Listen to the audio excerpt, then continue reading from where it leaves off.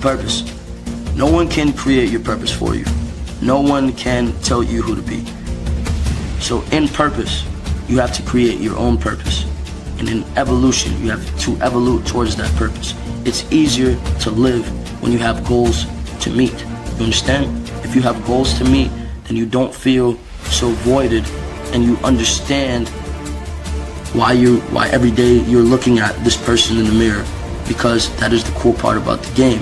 You get to be anybody you want to be.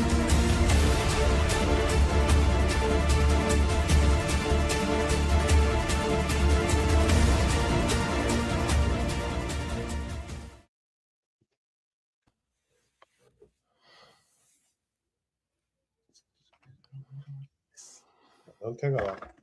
All right. Peace to the family. Please. All right, man. We back again with another episode of the Power of Ownership Podcast. Let's go ahead and get it started. We're not gonna waste any time this week, so let's go ahead and get it rocking. Let's go ahead with the introduction. I'm gonna go ahead and introduce myself first, and Dunbar, you could rock on your end. All right, so my name is Brandon B. Dixon. My NMLS is 1541210 at Billionaire Loan Officer on all social media. Please like and subscribe. Tell a friend to tell a friend. If you're joining us I should be on my YouTube, my LinkedIn, my Twitch, my X, Facebook, everything. So please, let's cross-pollinate and tell a friend to tell a friend. And don't forget, we'll be reading any questions live on air as well. So please drop us a line, engage with us, and don't be shy. My website, www.applywithb.com, if you want to book me for a consultation, or if you want to sign up for a mortgage, go ahead. That's the link right there. You call me 832-775-8357. You can call me 24/7, as long as it's about business. Next is going to be www.brandonbdixon. Don't forget, I'm a licensed realtor as well. If you want to lease, list, or want to talk about real estate or commercial properties, whatever you got, go ahead and hit me up on that. And then last but not least, we love Frenchies.com. That's coming here in 2026. Oh, one other thing before I get this started, don't forget, I gotta plug this before I get up. The book is going to be dropping in the next 3 weeks here. So putting the last finishing touches on it. Here, hold on. Let me get I got to get my shameless plug, man. But bam, message to the businessman. This is much needed right now. So it's gonna be dropping in the next couple of weeks. And I'm gonna do a whole stream about it. Message to the businessman. Bam. If it looks familiar, it is. As far as I took some of the essence of one of the books that changed my life, and now I want to give back with it, and hopefully I can help some businessmen change their dynamic of their business. So if y'all just joining us, man, please like the video, subscribe. I'm gonna get Dunbar to introduce himself. Right now we got 23 in the room. Go ahead, spread it out. If you got any questions for us, please, we'll read them live here on the air. Dunbar, I got you keyed up. Go ahead and run it. All right. Happy Monday. I'm Brandon Dunbar, a local Houston and Texas realtor. If you need to reach out, you can easily Google me, Brandon Dunbar Realtor. That'll give you all my contact information.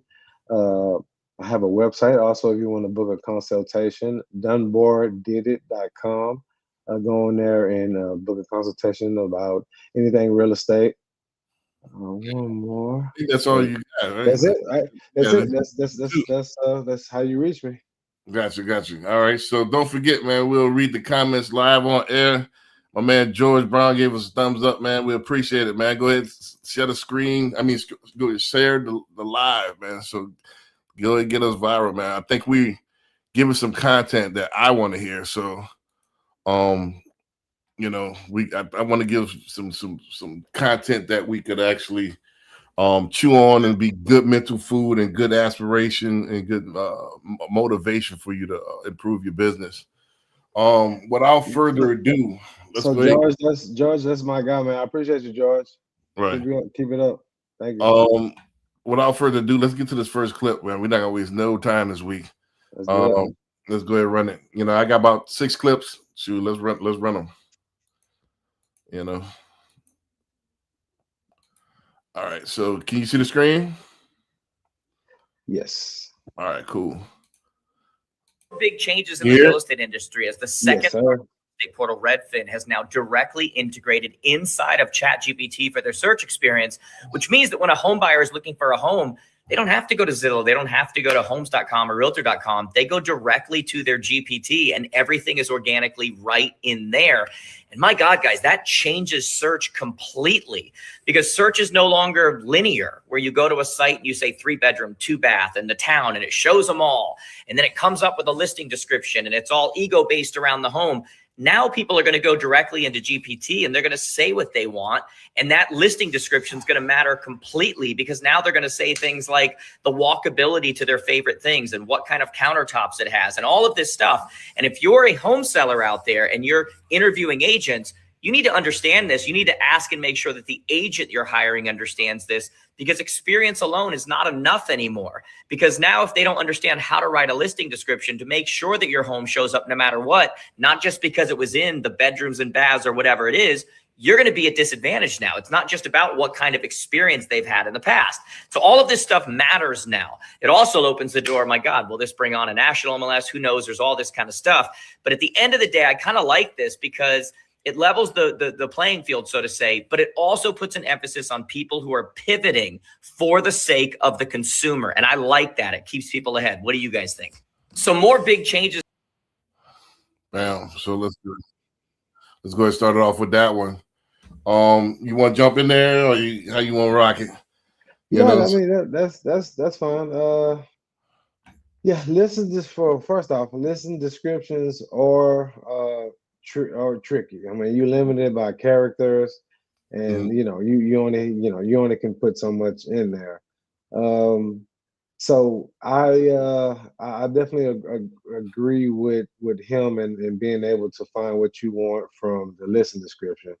Um, I would say with the ChatGPT feature and Redfin, that's they did break the mold with that. I'm sure every other kind of big commercial brokerage is going to follow on with that.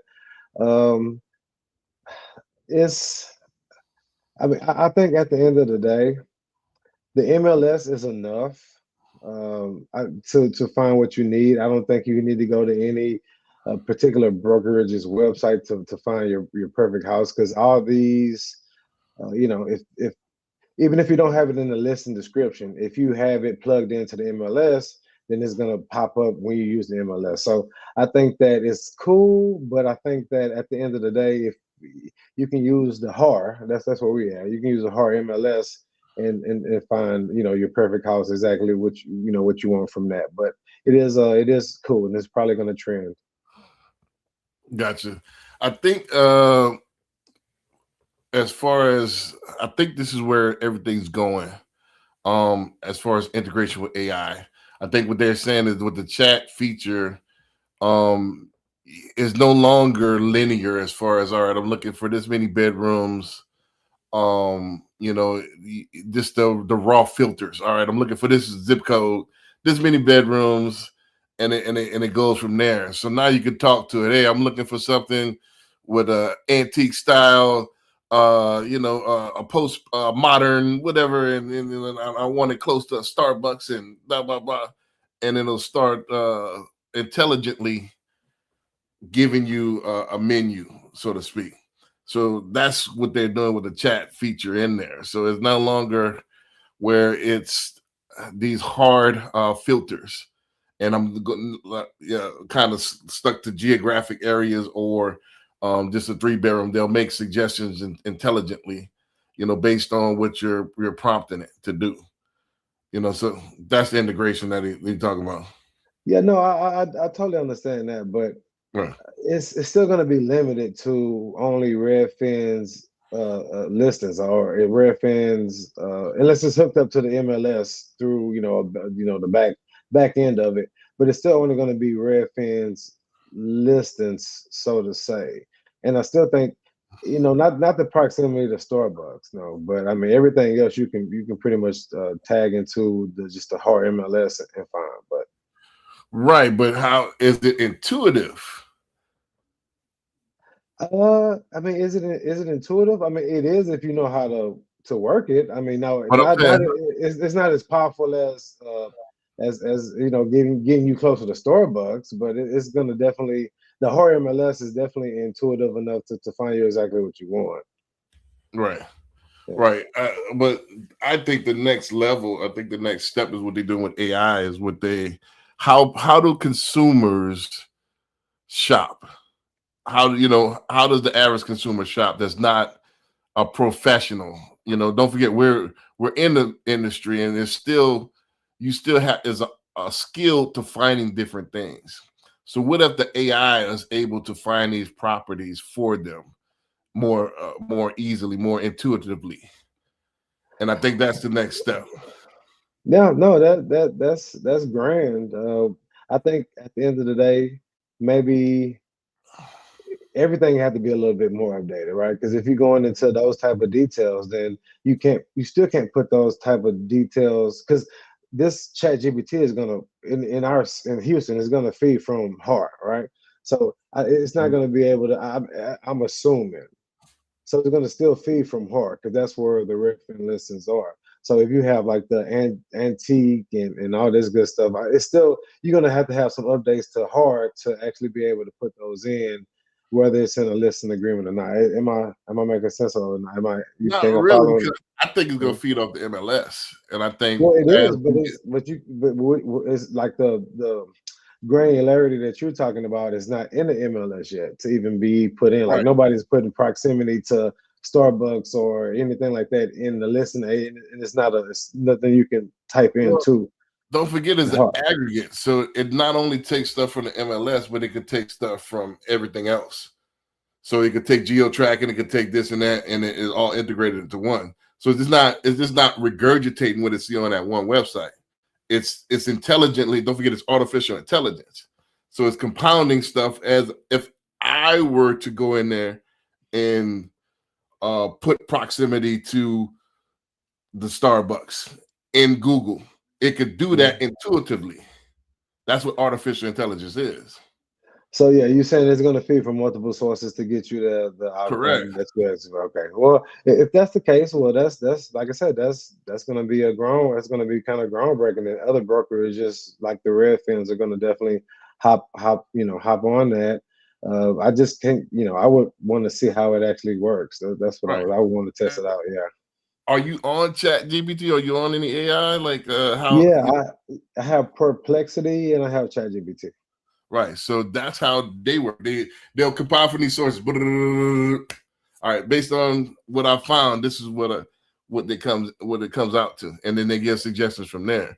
So if that could work in our business, where a customer's saying, all right, I want a such and such that's close to proximity to a 5-star school or whatever, and the taxes are such and such and such and such, and it has a post a mid modern century look, you know, and it's able to compile all that data and then spit out certain things.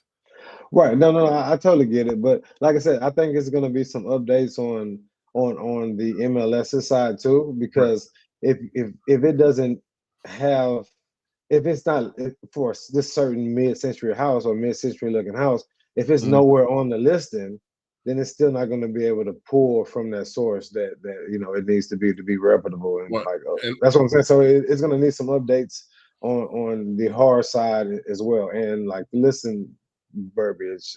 Maybe that can be updated too.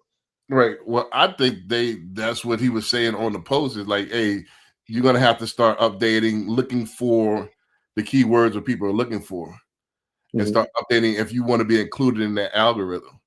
But let me read this comment by L. Anaram Azanabes. I hope I'm pronouncing that right. I'm probably saying, what about commercial properties? It seems like nonprofits are hush hush about grants in the downtown violation flow. You want to go ahead on that first while I cue up the next clip? What about? Oh, I really don't know how to. I would say, yeah, commercial properties aren't on Redfin. They're on a different, I guess, platform. And if it's a nonprofit, they have to be able to. show enough documentation for their ability to either lease or buy. What they do after they get the property is probably what I think that she's talking about. I don't know if they have a grant to buy or to lease commercial property, but I mean, you still have to be legitimate to get into a commercial space. What you do after you get in there is that's up to whoever is running the show there. Right. As far as what I would say to this is that you always want to seek mentorship. You got to look at the source. Why would other nonprofits give you game about grants? You need to go to a person that specializes in getting grants to actually get you the grants and know all the ins and outs about grants. People, other nonprofits, they're going to be looking out for their organization. Their job is not to try to give you game on grants, So, well, I mean, I've dealt with commercial lists before. The landlord is not gonna, you got to have actual realized profit and loss and documentation. They're not gonna go off of a grant to actually get you in the space. I think the grants, if I'm not mistaken, maybe what she's talking about is after they get into the space, how they actually run in the space. But no landlord is gonna get you into their space without having some profit, the documentation needed for everybody else to get into, whether nonprofit or not. Right. And she follows up and said, 501 nonprofit formation is wired minorities, including myself, not taught this. I've noticed, and it's frustrating. I do have a woman that does this. I'm gonna have to put it in the chat after. I have to find her information, but I do have a woman that's what she specializes in. Her job is to form nonprofit organizations or charities that give you 501c3s. But it's mentorship. We're not taught this because just like we're not taught finance, it's for you to go ahead and seek out on your own, and for you to maximize on your own. So yeah, I have a woman that does this that actually helps you for a fee. Of course, it's not free. So for a fee, she helps you form your 501c3 and helps you get your charity or nonprofit organization going. And then, from there, you can learn about the grants and all that different things. That's not my area of expertise. However, if you're talking about commercial properties, Dunbar is right, like as far as landlords, but as far as revitalization, they're not gonna teach you about grants. It's up to you to seek that on a different level, than actually getting landlords in. So that's not my area of expertise as far as grants, but I do have a lady that does that.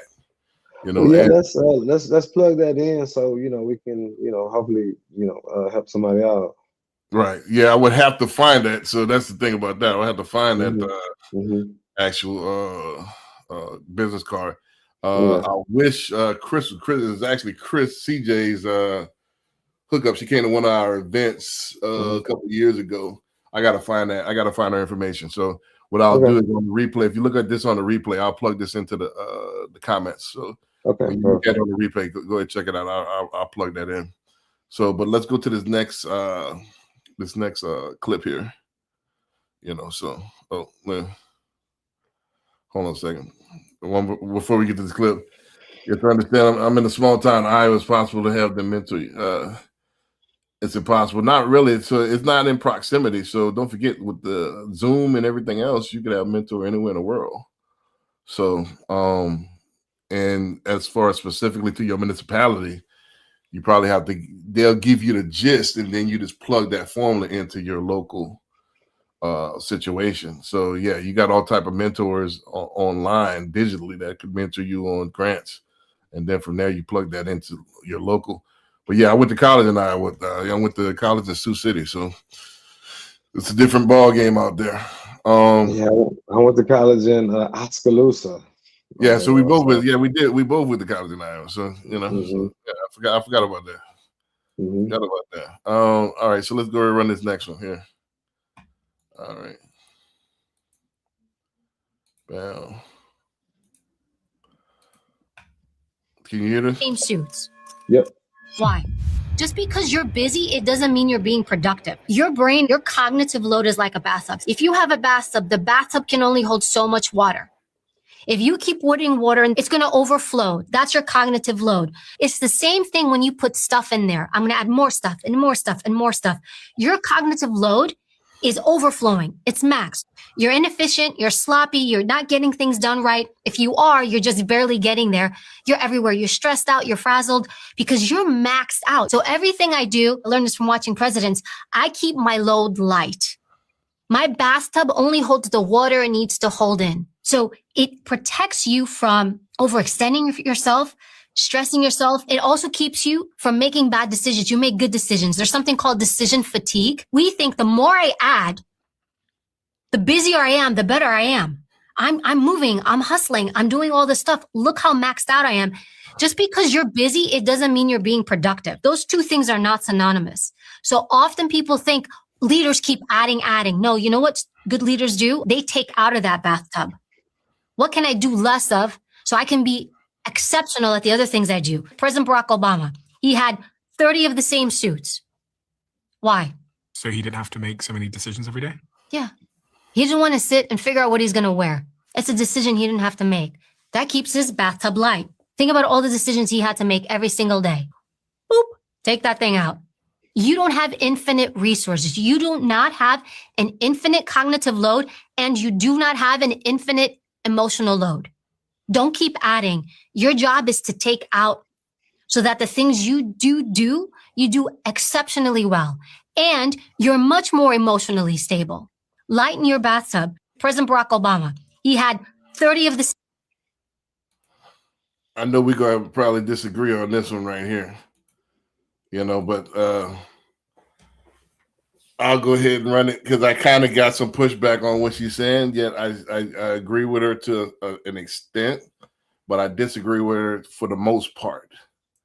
You know, the part. Let's talk about the part that I agree with her about.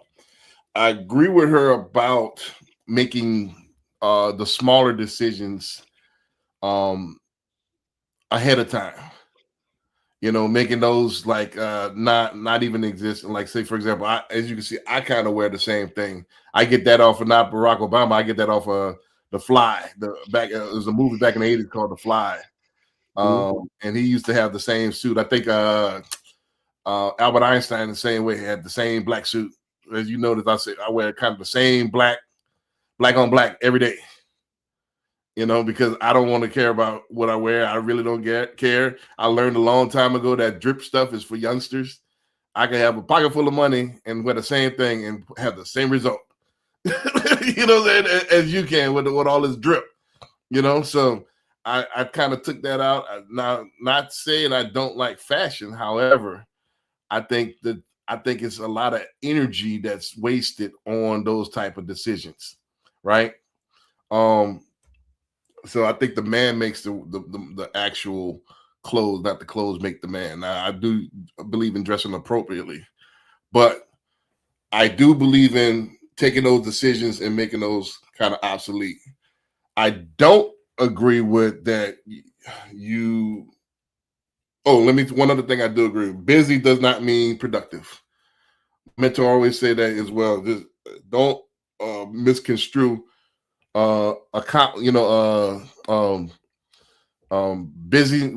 busyness with accomplishment, activity with accomplishment. Is usually what he say. Just because you have activity, that don't mean you're doing something with it. So I agree with it at that point, but I don't disagree on burnout. I don't disagree with that. You only have so much infinite. I think we need to push ourselves. It's just like a muscle, just like anything else. As you push yourself, as you push your quote unquote limits, the bigger it gets, the more it expands, the bigger the tub gets. So the bigger the well gets. I think that's the key. I think we put these constraints on ourselves that's not necessarily there. And it's just like we're working out. It's like when you think you're tired, your body actually has another 50% that you don't know about. So it's same thing with the mind. The mind is a muscle that you got to work out and expand and grow. You know, so I disagree. Oh, there's a limit, and this is my infinite limit. BS. That's one of those feel good terms like depressed and burnout and all that. I think all that's BS. I think that's all coping stuff to get you to cope with being less than what you're supposed to be. So I disagree with her there. But I do agree on making less decisions or less important decisions. I don't think you can have decision fatigue. I think you're only as limited as your mind or the actual limitations you put on yourself. So I'll go yield the floor from there. All right, yeah, no, I definitely agree with the 30 suits. It's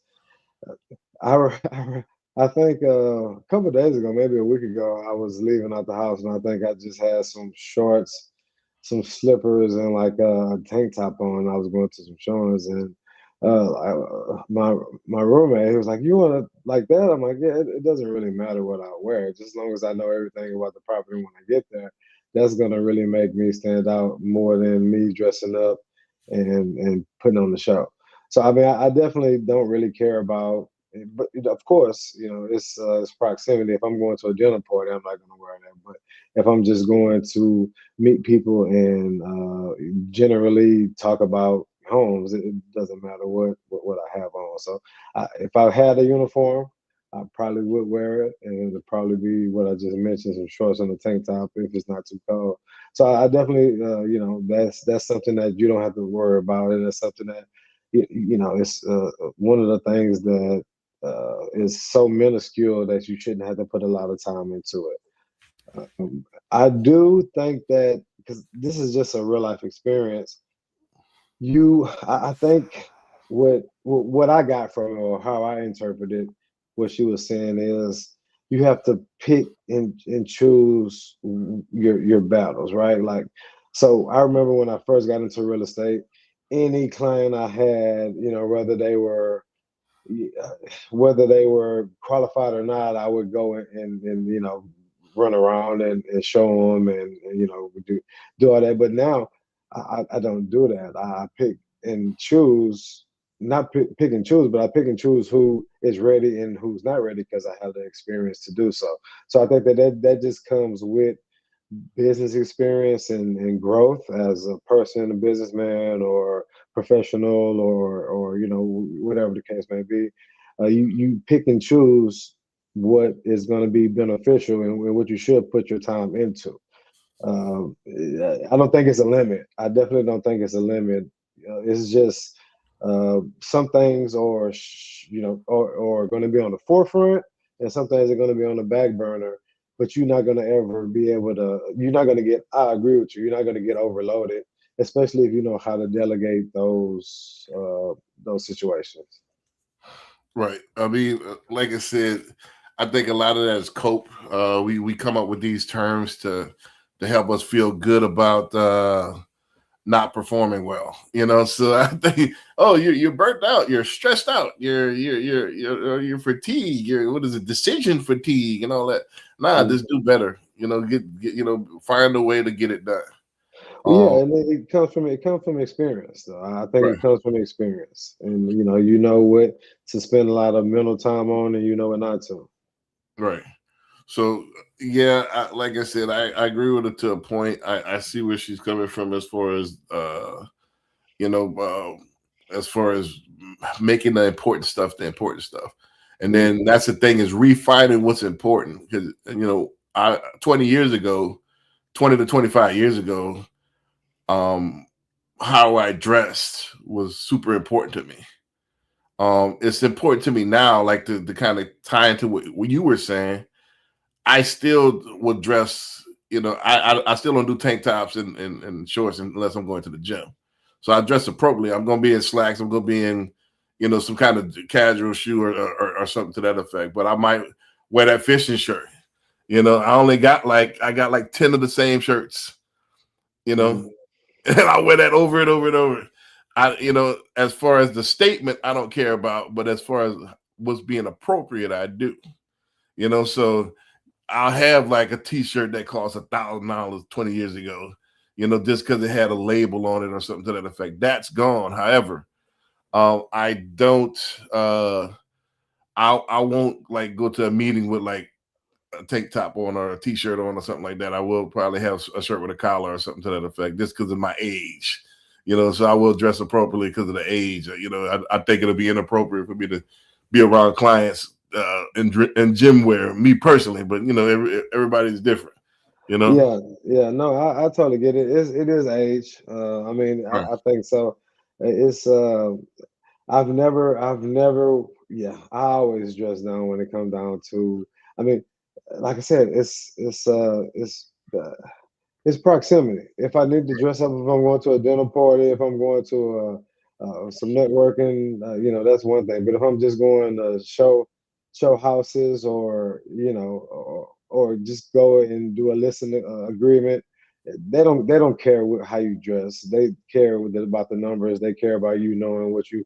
But that's it. Never failed me. I never had anybody, I don't think, turn me down. But like I said, it is it is what you want it to be. Like I never really cared about the clothes. Like you said, the man made the clothes. But yeah, so Right. but it is what it is. I agree with you to a sense. Now I got to say this, guy. I can't leave that out there. Sometimes it might not be said, but sometimes it is impressive to that person. So they might not tell you verbally, but it might be in the back of their mind. So my thing is, I always do my best. Now, some things you can't control. You only can worry about what's in your control. But the things I can control, I will have you saying if I had something to do with it that I was inappropriate, I'd rather be over than under. You see? So I won't let that happen. If I gotta question myself, I don't think it's appropriate. You know what I mean? So yeah, so I'd rather be over than under. Even if I'm going run somewhere, I'm gonna have a collar shirt on or something to that effect if if it's business. And pretty much for damn near everything I do is business unless you meet me at the gym. If that's the case, even with that, I gotta preface that, hey, I'm at the gym, you gotta excuse my wear, I have gym clothes on. So I would point that out. That's just me. That maybe a little old school. No, sure. I mean, it is what it is. Like I said, I think that you can have a $10 million suit on. If you don't know what you're talking about, Right. then Right. that's going to be less impressive than what you got on. But I'm not disagreeing. But it's just different strokes, different folks. Right. Yeah. Let's go ahead and hit this next one. Oh, don't forget, guys. Hit the like button. I see, about 5 people like. Let's put us in the algorithm. So go ahead, hit the like button. Also, any questions, comments, please drop them in the comment box. We'll read them live. Also, if y'all want us to answer any questions about real estate or businesses or anything about ownership, let me know. And then, like I said, please share the video as well. Let's go ahead and hit this next one real quick. Bam.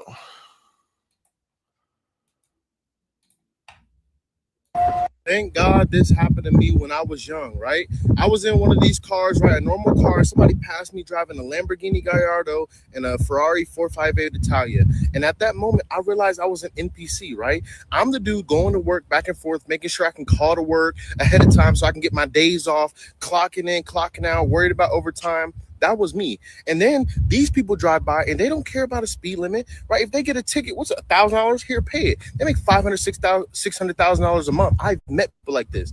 And you realize, like, I'm low-key a bot. Like what? In English, we have a phrase that if the only punishment for a crime is a fine, then it's only illegal to poor people. You have 2 lives. One when you're an NPC and you don't know it, and the other one is when you're an NPC and you do know it and you're working to get out of it. And that's when your real life begins. Gotcha. All right, so let me go in on this first. This actually is a good one. It's philosophical. For those who don't know what NPC is, that's non-player character.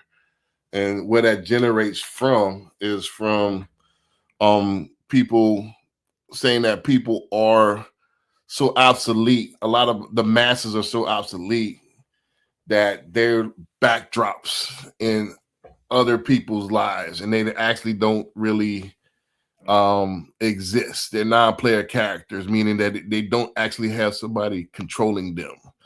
It's somebody. They're just backdrops. They're back noise, almost like the Sims video game. For people that subscribe to that type of philosophy, where you're the main character in your life, and the rest of the people are just backdrops. So the Sims video game is something to that effect. You have the characters that you can control, and then there's characters that's just in the game as part of the game to fill in space.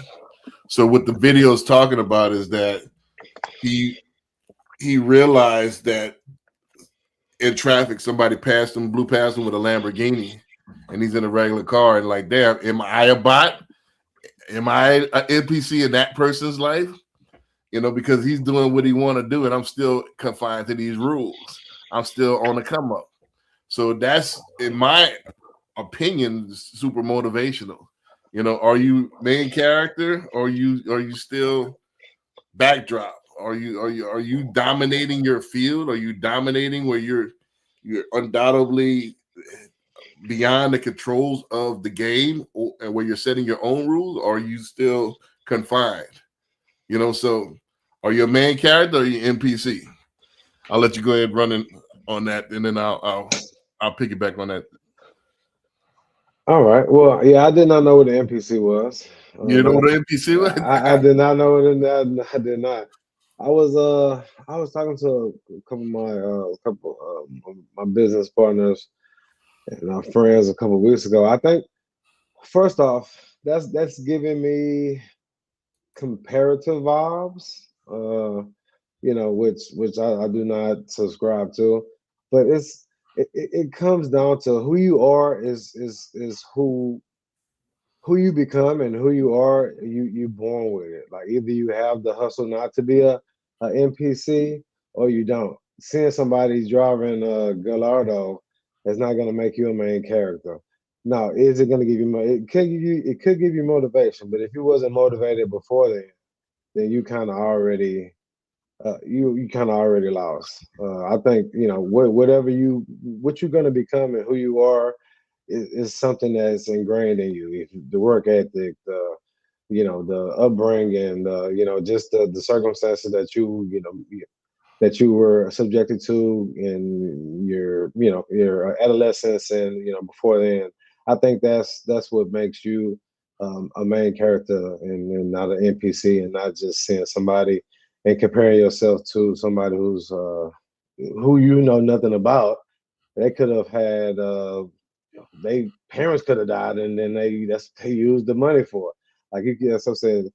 That doesn't, it's motivation, but if you're gonna be successful, it's gonna be already ingrained in you from kind of from your upbringing, and so on and so forth. That's how I feel about it.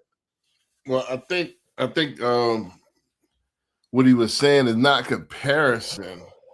What he was saying is that he had an epiphany, and while he was driving through traffic, and most of us think that we're main characters, and by somebody blowing past him in a Gallardo, and not giving a care like how fast he was going, that dawned on him like, hey, this person is really living his best life.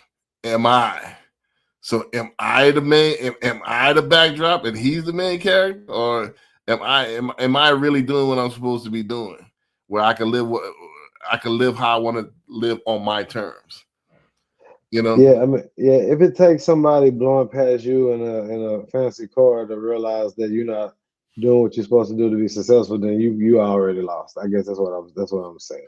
Right, but don't forget, you get caught up in I guess what right resonated with me is back, because you get caught up in the daily grind, and you lose sight of the goals. And the goal is to have freedoms, right? Financial freedom to do what you want to do. So you look at it, and you got to look at it on a worldwide spectrum. Are you in the position where you want to be? Are you in a position like where you on top of the world yet? Where you free yet? You know, so that's what he's saying as far as that. He kind of realized, damn. And he's not saying who's who. He's like, damn, I start questioning myself. Am I NPC?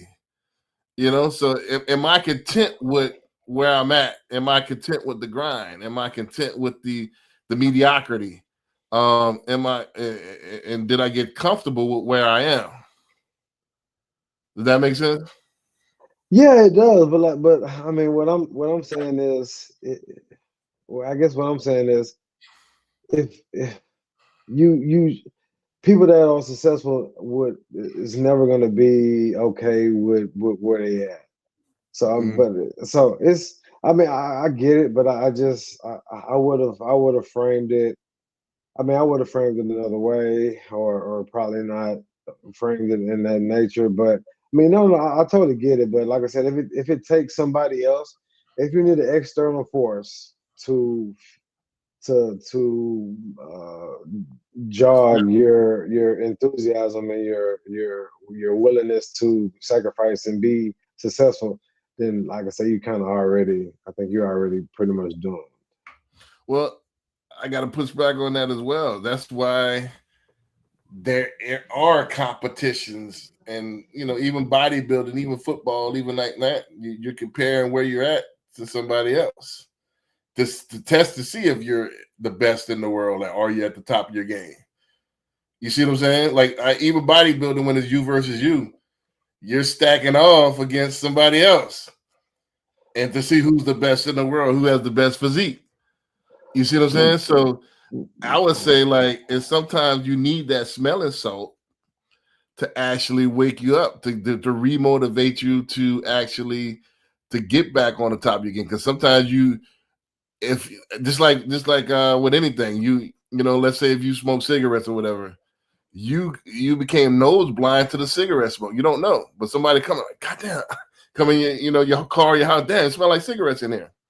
You don't know until somebody wakes you up out of it, like, damn, yeah, it does smell like cigarettes. I didn't even notice because I'm so used to it.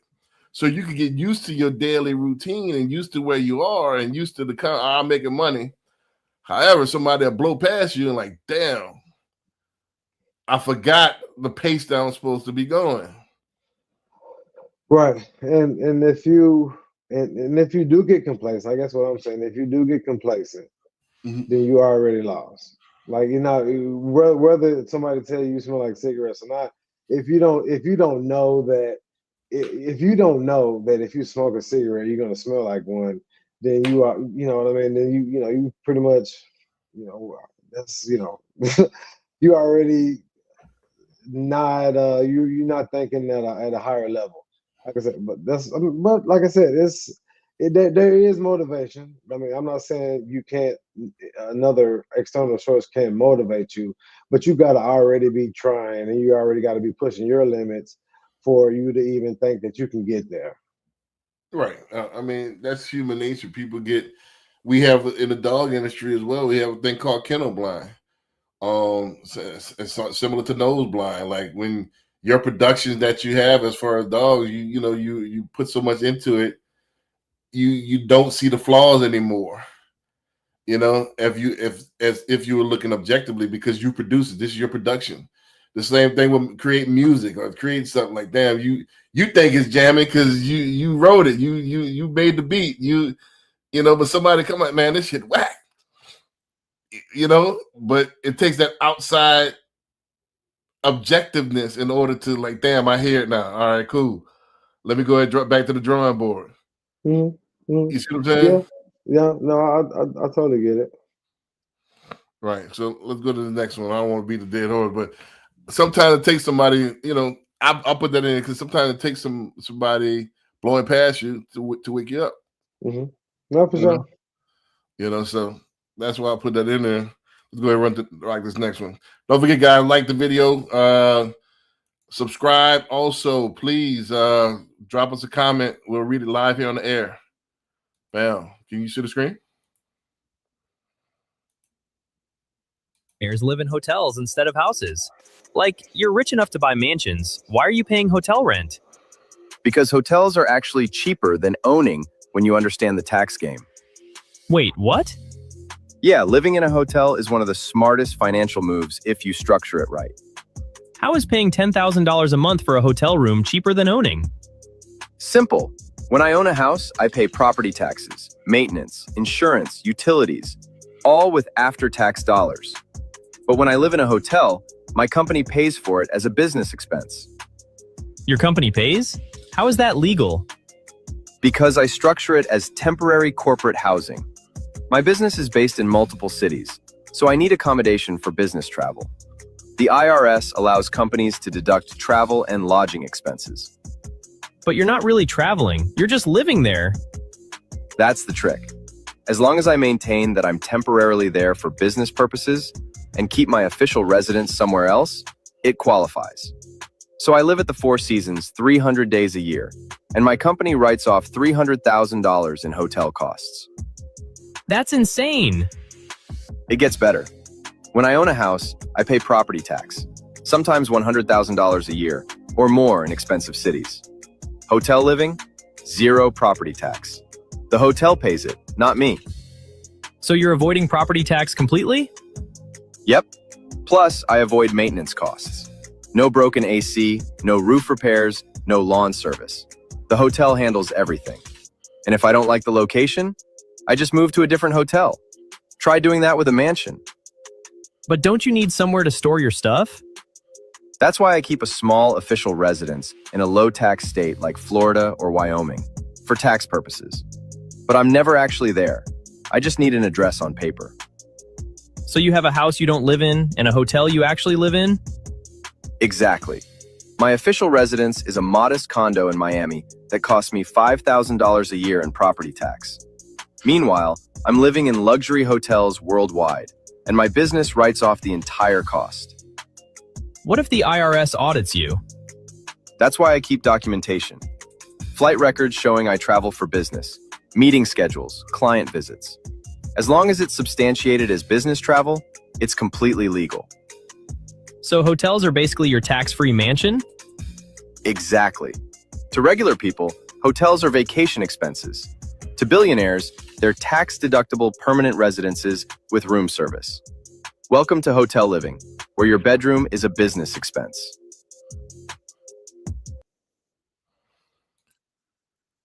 Well, this makes a lot of sense, man. In fact, that's what I did was set myself up right now, like downsizing. I take a step back in order to take 2 steps forward. When I do it, the reason why I moved to where I'm at out here in the country because it's low taxes. You know, when I set up the kennel, there's hardly no property tax out here. And all of the land is going to do is appreciate. Boom, boom, boom, boom. It's going to get more expensive and more valuable as it goes on, right? If I do decide to get floss out, well, I got too big and the business is going great, then I'm not going to get another house. This is my residence for tax purposes. I'm going to get a penthouse. And I'm gonna write it off. I'm gonna live there 300 days out the year, you know, and then write the whole thing off instead of paying taxes on the money.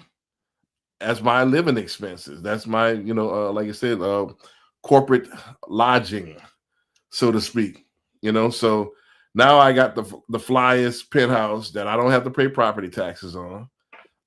It's the tax. It's instead of me, I'm just making up numbers here, IRS. I'm making up numbers here. Uh-oh. Let's say I grossed, $500,000 that year.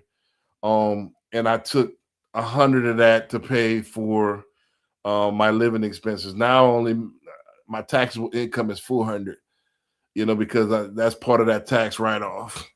So instead of paying the IRS, that money is tax deductible. So that's how that works. So it's money that you're going to spend anyway. Rather, why not spend it on your business instead of giving it to Uncle Sam? And again, I'm not a fiduciary. I'm just giving an example. These are opinions. These are not advice for, tax strategies, because I'm not a fiduciary. So, but it makes a lot of sense that's what Grant Cardone is talking about, is renting is sometimes cheaper in a corporate sense. if you're to that level. But if you're a first-time home buyer, you don't have a business, then renting doesn't make any sense. But in this particular instance, yes, if you have a corporation or a business that's making a lot of money, to me, $1 million house doesn't make sense, especially where I'm at in Texas, where we have some of the highest property taxes. Because what's going to happen is on that $1 million house, I'm going to be paying about $15,000 to $20,000 a year just in taxes, and they can take it at any time. So if I'm in that Four Seasons hotel, as long as I'm up, I could live there. If I decide to go ahead, all right, I'm tired of living in the penthouse, I go back to where I'm at right here in the country and live on my acre land, and I'm cool. So, Yeah. but it's for the flaws temporarily, quote unquote, and it's a business write-off. I'll do my social media stuff, and I have a little penthouse or whatever. That's kind of living I want. I don't necessarily want a big house, but that's kind of for me. I like the. I don't know if you ever been in like the penthouse in the W, or a Four Seasons penthouse, or Waldorf. It's on another level, So you get everything done, all the amenities and everything. Have to. So this depends, but you got to be having that type of money coming in. Does that make sense? Yeah, that definitely me. But it's one of those things to where that advice that he's giving is to somebody that's already well off. Like that's not for everybody. That's not gonna work for everybody. Like you said, first time homeowners, they don't need to be trying to rent. They need to be trying to build equity. So it makes sense, but like I said, it's not for everybody. Can achieve that and make it make it work for them, because it's just that strategy is not for everybody. But yeah, I mean, in that case, in that scenario, he's totally right off on your taxes. Right. I mean, it makes a lot of sense, man. Like I said, to do it that way. However, I think in my personal opinion, if you're on the other side, if you're been renting since you're 18 years old, 21 years old, fresh out of college, I think that's the easier route. I think ownership is hard. That's achieved. Renting is easy. That's, and then it's really not that easy. It's damn near the same endurance wise, as it would be to actually own something, but people perceive it as easy because there's no commitment. But you don't have a tax advantage because that is your primary residence at that point. So you can't use that as corporate lodging, so it doesn't fit. So if you have, it's for those well off and those business owners, that's a lot of my crowd. Yeah, that makes sense to maybe have something modest. And then if you want a flaws, you want to have, maybe having something that you could, a mansion that you rent. Why pay? Think about it. If you paying property taxes, that's going to be $1,000 to $1,500 a month on $1 million house, not including the maintenance and everything like that. So you add all that up. Plus for me, it doesn't make sense. Why would I have an 8-bedroom mansion? For me. Now, I guess some people, the family, was always your dream, and I couldn't do the Rick Ross thing. Like, I get it. He rents it out occasionally for different things, but it just, I don't have that much company over there like that. It just doesn't make sense. It's not for everybody. So a mansion never was my dream, Right. So yeah. Anything else before we go to the next one on that? I don't think so. Gotcha. But don't forget, y'all, like the video. Go ahead, leave us a comment. The only stupid question is the unasked question. So if you got any questions about real estate, please let us know. All right, let's run it. 80% of businesses fail in the first 36 months. It's called CAC, customer acquisition costs. These companies are never able to get their customer acquisition costs below the lifetime value of the customer. A fancy way of saying they go bankrupt advertising. Until you figure out your CAC, the cost of acquiring a customer, you can't be profitable. Think about it. The minute you do figure it out and it's sustainable, investors like me come in pouring gasoline on the fire because you figured out how to grow the business. You just need cash. Once you figure out CAC, you go to the moon. What's the number one reason 80%?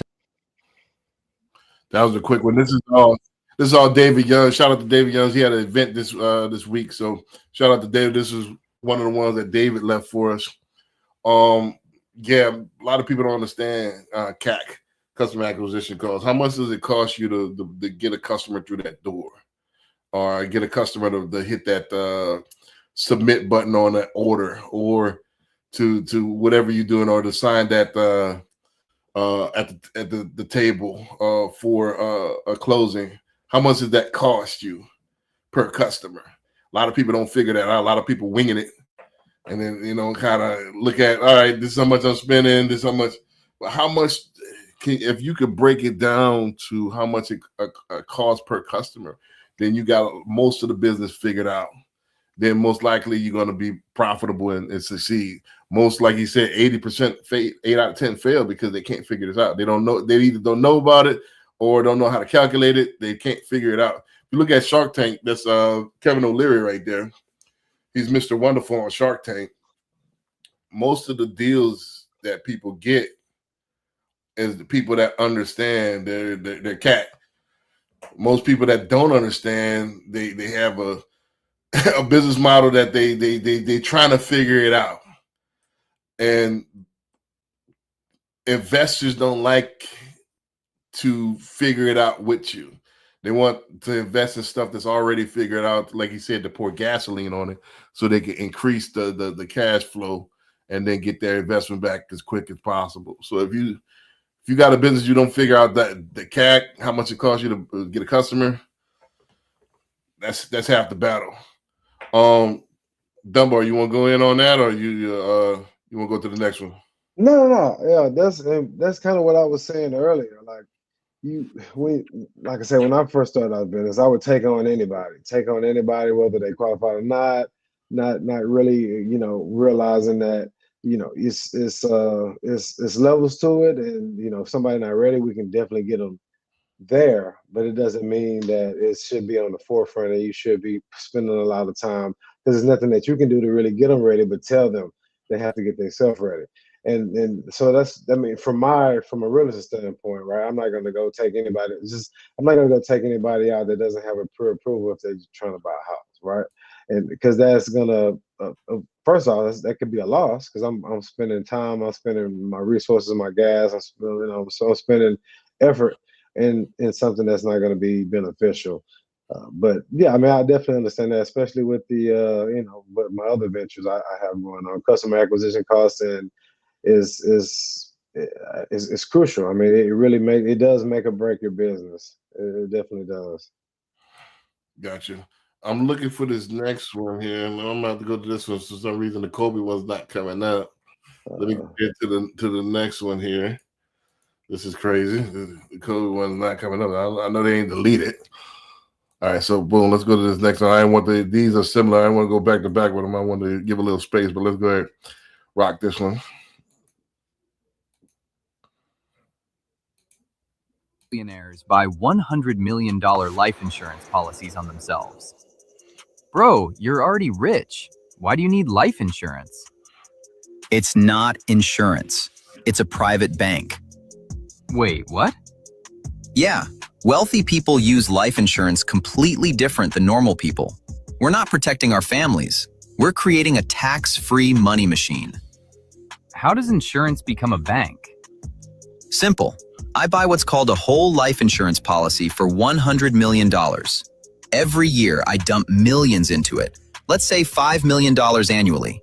That money grows inside the policy, tax-free. But isn't that just saving money? Not quite. The cash value inside my policy grows at 4 to 6% per year, completely tax-free. No capital gains, no income tax. The IRS can't touch it. Okay, but you still can't spend it, right? That's where the magic happens. I borrow against the policy. The insurance company gives me a loan using my cash value as collateral. Wait, you're borrowing your own money? Exactly. But here's the trick. Loans aren't taxable income. So I can take out $10 million from my policy, pay 0 taxes, and the cash value keeps growing inside like nothing happened. That's insane. It gets better. I don't even have to pay the loan back during my lifetime. The interest just adds to the loan balance, and when I die, it gets deducted from the death benefit. So you're using the money tax-free and never paying it back? Yep, and my family still gets millions tax-free when I die, because life insurance death benefits aren't taxed either. But what if you take out too much and the policy collapses? That's why you have advisors. You keep the policy funded, borrow strategically, and the math works forever. Plus, I can always add more money if needed. So why doesn't everyone do this? Because you need serious money to make it work. These policies require millions in premiums. Normal people can't afford the entry ticket. So it's literally a rich-only loophole? Exactly. To regular people, life insurance protects your family. To billionaires, it's a tax-free infinite banking system. Welcome to infinite banking, where your insurance policy is your personal ATM.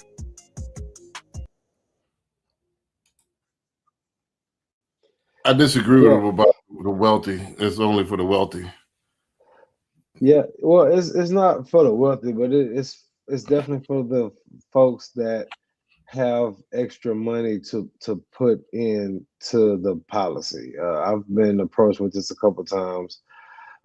It's definitely great, but you have to have extra money to put in. You can't be living paycheck to paycheck and dumping money into this policy. But if you have that extra money, it's definitely worth looking into. I have a guy that does it who I have my account with. It's a couple of folks that I know who do it, but it's not bad. It's actually pretty cool once they explain it to you. But you got to have the money to put in, and you can't live paycheck to paycheck and kind of have this type of system going on. Right. I'm looking for this Kobe one, but anyway, like I was saying, yeah, you don't necessarily have to be rich. You just have to be disciplined in order to have the private equity banking. What you need to do is have an advisor. Again, I'm not a fiduciary, so I would advise, this is not advice. This is general talking. But if you have money, instead of sitting it in a regular bank, which doesn't make sense, where it's only collecting less than 1%, interest, that makes 0 sense. Why have it in the bank? My strategy is have a 6-month, cushion, emergency fund that you have in the bank, or have where you could get it, in a Apple account where it's collecting 4%. I would say, one of those Discover funds with high interest savings account where you can have access to it. Then the rest, I would invest in these policies and be funding these policies. So whether you could commit to $500 a month, $1,000 a month, or whatever, dump that into these policies instead of just having it sit in the bank. Because what happens is when it's sitting in the bank, you have a tendency or urge to want to spend it. So discipline yourself to dump into these policies and then act like you broke for the rest of it. But what happens is when this money was doing what's called triage. If you borrow against it, like he said, it's still compounding on that end. And then there's still a debt benefit. So if you kick the bucket, it's going to pay off the differences. Your family still get the rest. I'm going to say this because this was actually the first episode of the Power of Ownership podcast. We talked about this 9 years ago. We talked about this 9 years ago on the very first episode of Power of Ownership podcast, back in like 2017. We talked about how other communities got rich. They got rich by insurance policies. Because one thing for sure, two things for certain, you're going to kick off. You will kick the bucket. Other groups got policies, because don't forget, I could get a policy on Dunbar. As long as he signs off on it, I don't have to be related to Dunbar in order to take out life insurance. Most high-end 6-figure jobs, they have a life insurance policy on you. So and it's for the amount that they think they're going to pay you. So for the next 20 years, I'm going to pay you $100,000. So I'm going to take out, a $2 million, $3 million policy on you. So when you do kick the bucket, I get my money back. Right. You see what I'm saying? Right. So most jobs even have an insurance policy on you. So why not grandma, auntie, cousin, Why not have a policy on all of them? So think about it. I got 5 relatives that we all close knit. We all in the same boat trying to on the come up. Whoever kicked the bucket, I got $1 million. We all split that $1 million. That's 200,000 each, and that's tax free. You see what I'm saying? All of us gonna kick the bucket eventually, but it's about collaborating. Most people, especially in our community, are all about competition. They don't want everybody in their business. They don't want to share the wealth with anybody. They try to come up on each other. That's why we falter. Other communities, that's how they got rich over life insurance policy. That's one of the safest investments you can make. It's like you guaranteed to get a return. Not a matter if, it's a matter of when. It's gonna pay off as soon as somebody kick off. So it's not a matter of if either. So that's the thing is like, but the thing is, a lot of people in our community, they want instant gratification. Life insurance is not sexy because it's after you die. It's for the next generation sometimes, for the most part. And use it with the triage, with the born against, and having your money compound, but it's not a sexy thing. It's not, hey, instant flip, instant, it's something that's smart. Instead of just taking money and spending it, I can take that money out, have my money still making money, and having it pay out about the difference, having it pay off the debt that I took out. And the debt that I took out is tax-free because it's a loan. So it's about playing it smart. Instead of spending my money, because don't forget, money is a depreciating asset because of inflation. How do you beat that inflation? By putting it in things that compound. That way it neutralizes at least that inflation part. So I know I'm talking Greek to a lot of people, but you have to get smart and dumping money into different avenues in order to make your money stretch, in order to make it count. If you get it and spend it, I mean, high yield savings accounts that's a good idea too, but it's not better than the insurance policies, because one, you only what they do with the high yield savings account is they pretty much just play the stock market with it, and that can go up or down. With the private equity, it's no going down. It's gonna always compound itself. So it's definitely other ways than that, but that's the safest way. But you gotta, like I say, you gotta have excess of funds throughout the month to make it actually worthwhile. And believe it or not, that's not a rare thing. We do have access funds, but we at the Louis store, we at buying a section where buying exotic, buying, we're doing other stuff with the money. Again, it got to be disciplined. If you discipline it, all right, the no life, I think Gary Vee said, eat crap for 2 to 5 years, eat caviar the rest of your life, right? So if you have a 2-year plan, no life for 2 years, especially if you're in your 20s, you got time. A lot of people think we're gonna die tomorrow. If you want to die tomorrow, then you possibly will. But if don't forget, this is a long term, and it's crazy. We use that I could die tomorrow as an excuse not to strategize. It's crazy to me, So have no life for 2 years, 3 years, 4 years, 5 years, whatever it takes, and stack that money to the side and put it in these entities, right? Let it compound, then borrow against it instead of spending it. And it's tax-free. You got what I'm saying? Yeah, no, it's a great idea. We do have the money, but we spend it frivolously on BS. On stuff not everybody have excess money though. That's not. I mean, it's not everybody has excess money for sure. But if you do, and if you are being frivolous with it, you definitely pivot into something that's definitely more long term and beneficial. But not everybody has excess money. I wouldn't say that. That's kind of. I wouldn't say everybody. You can't say everybody. You don't know everybody. Right. But I would argue that Americans, a large part of Americans, have excess money. You know, because of, and the reason why I say that, because there's so many different side hustles. There's Uber, there's social media. You could be an influencer. You could have 3-4 different side businesses. You can have online business. So most people with some snap. Now we're not talking about the stoners that's couch surfing. We're talking about my audience, this audience that we derive from that want to do better, that want to maximize their potential, right? So my audience, most of them have excess cash. That's who I'm speaking to. So you can't reach the stoner that doesn't want to do anything as a couch surfer, you know. So they won't even be looking at something like this. So I'm excluding them people. You know, I'm not even saying. I mean, yeah, couch. Of course, they can, but people that work regular, not everybody has. And it goes down to like what I said earlier. If you don't have the like the inner gumption to do more, you're not gonna have excess money. And I'm talking about the people who just work in a W-2 job, and that's it, which is a lot of the population.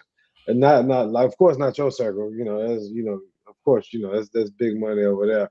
But I'm saying most Americans are okay with just having one source of income. And I would say most. But yeah, hold on a second. This Instagram is crazy right now. It's not giving me hold on a second. Give me you looking for the Kobe? Yeah, the Kobe. This better be a hell of a clip. Now I'm looking for the Kobe and the Jimmy Johnson one. For some reason, what's happening is that it's when you open it up, it's playing something different. You ever had that happen before? Yeah. What is that? Is there a setting? I think it's just because it's not there no more. I think usually that's what it is, because if it was there, it'll play that. But if it doesn't, it's gonna skip to the one that is on there, whether it's related or not. But that's crazy. I checked these out right before I got on the air, and it was still there. Could you find it on YouTube, you think? Hold on. Let me see if I could. I'm gonna try to find it on the gram. Hold on a second. Let me try. Give me some. I'll be back getting some water. Yeah, my last 2 clips is for some reason disappeared all of a sudden. Hold on a second. Let me try see if I can find it.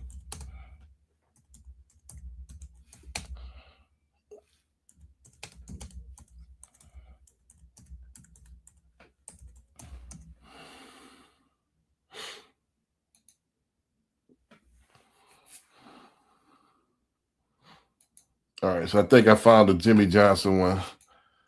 Well, let's go ahead and run that. The Kobe, like I said, I don't know, the Kobe, that Kobe just disappeared, but it was cool. You know, but this one is the really one I want to end on. So as soon as Dunbar come back, we're going to run this last one. Don't forget, guys, like, subscribe. Please comment. Y'all want to chime in on the conversation. Y'all want to ask us something about real estate, please chime in. I found the Jimmy Johnson one, so we're going to end on this one. Okay. Right. Well, you know, down in perfect time in 15 more minutes, so let's go ahead and run this one. You'll like this one because it's a football analogy. You know what I mean? So, all right, we'll see. Run this one. Wow. It's a good one to end on. There's a misconception about football. People think that football is for tough guys. You know, tough guys. Bull. Football rewards the guys that are in great condition. That's when you have fun. When you're kicking somebody's ass and they're sucking for win. There was a great coach one time says, fatigue makes cowards of us all. What if I walked up to you and said, you're a coward? You're a coward. You wouldn't like it, would you? But that's the reality of it. When you're tired, you make mistakes, you don't do what's right, and your will to win all of a sudden starts to waver just a little bit. You get tired, and all of a sudden you don't have that same fight. Fatigue makes cowards of us all. If you're in great shape, if you can run like a deer, at the end of the ball game, you're going to be smiling and having fun. And let me tell you something, guys. This is going to be the greatest time of your life. I used to sit in this same ass room. I'd look at the schedule and I'd say, God, oh, I can't wait till Oklahoma comes in here. I can't wait till Florida comes in here. I want to kick their ass. And that's what you should feel. This is why you came to Miami. That's why you wanted to be a Hurricane. But you can only do it if you're in great shape and if you're not sucking for win at the end of the game. And when you look across the way and that guy is hanging down, he is a coward. He's a coward because he's tired. Don't be tired. Well, I need a pregame speech like that. Make you want to run somebody over. Right. You know, you know. That's Right. why Jimmy Johnson, a Super Bowl winning coach, man. You make those type of speeches that hit like that, man. That's powerful. Right. I mean, obviously, I'm using this as an analogy for business. Right. You know, and I wholeheartedly agree. That's why I'm 24/7. You know, I try to stretch myself out. I mean, Dunbar, even the other night, like, man, I'm just wrapping up business. Like, yeah, man, it's raining. Like, nah, I'll come get you. Right. Drove an hour back. Boom. Got to get it. Yeah. You know what I'm saying? Yeah. So when you're tired, you start to, like you said, you start to waver a little bit. You start to, do I really want it? You know, it could wait till tomorrow. Right. And that becomes habitual. Right. You know, and all of a sudden you're not in a position that you want to be. One thing for me, and this is how I approach football, and this is how I approach life. I don't want to be in my own way. Right. If I don't reach my goals, it's not going to be there's something that was in my control, because I'm gonna kick my own self in the ass. You know, I only can control the controllables. So the controllables is I got to be at the top of my game at all times. I got to be the best that I could be. Now, certain things I can't control, but I'm not gonna let myself beat myself. Right. Stuff I could have done better. So I take that, not just being in shape, I take it as being on the top of your game at all times and not being too tired to do the best that you can, to take that phone call, to type that one last email, to do that one last deal. I'm not too tired to do that. If the money call, I'm answering the phone. Yeah. You see what I'm saying? Because I don't know how many opportunities I'm going to get, and I'm not entitled to the next opportunity. So why not take advantage of the opportunity right now? Right. Why kick it to the one opportunity leads to two missed opportunity, two leads to three. But before you know it, I done made 20, 30, 40, 50% less than I was supposed to make. Right. Because something I did. Yeah, no, I agree with you wholeheartedly for sure. You get in what you, especially with it in life. I think you get in what you put out, right? So if you're not if you're not being wholehearted with your input, then your output is not going to be substantial enough to make you want to keep going, right? It's one of those things to where if you don't, and it all comes from, like I said, the person, the inner person. If you don't have the will to succeed by putting in the time that it takes to succeed, then you're gonna fall by the wayside. And it doesn't matter who motivates you or doesn't motivate you. If you don't have that inner fire, then it's not going to happen. But I mean, I totally agree with you. And what I would say is you get in what you put out, and that's with business, that's with life, football, basketball, whatever, swimming. You get in what you put out.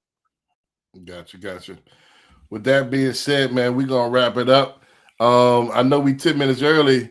We might go live on TikTok if Dunbar up for it. You know what I'm saying? For 15 minutes, kind of see, you know.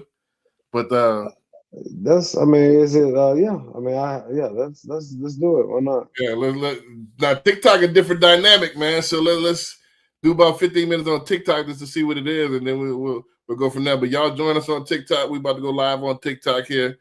I'm at Billionaire LO on TikTok, so we about to do the TikTok live here in a second. So boom, join us on there. We're gonna see y'all next week on the Power of Ownership podcast, man. Peace. Peace.